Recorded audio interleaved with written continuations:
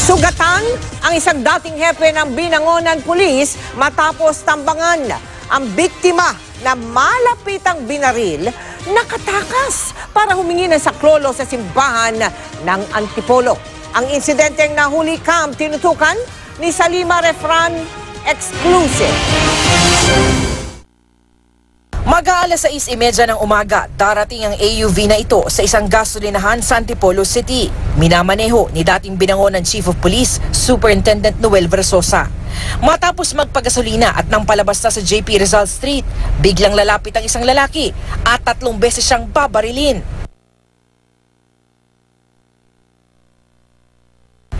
Bago nito, sa isa pang kuha ng CCTV, makikita sa di kalayuan, 2 lalaking sakay na motorsiklo ang nakasunod na pala sa biktima.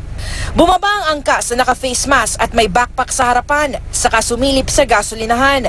Maya-maya pa, naglakad siya pabalik sa kasamahan, saka sumenyas. Paglabas ng sasakyan ni Versosa, dito na siya pinagbabaril ng sospek. Dahil di napahinto ang sasakyan, hinabol pa ng mga sospek ang sasakyan ng biktima. Hindi na nahuli ang mga sumunod na tagpo. Binantayan nila. Binantayan kasi doon pumunta pa siya. Tiningnan niya pa doon yung sasakyan. Pagbalik niya dito, yung nakita ko yung kamay niya nakaganon sa napsak. Tapos pag maya-maya, pag nakita ko na pag may dumaan na sasakyan. Nakapagmaneho pa si Versosa hanggang sa Antipolo Church at dito na humingi ng tulong. Isinugod siya sa ospital at nagpapagaling ngayon matapos magtamo ng tama ng bala sa kaliwang braso.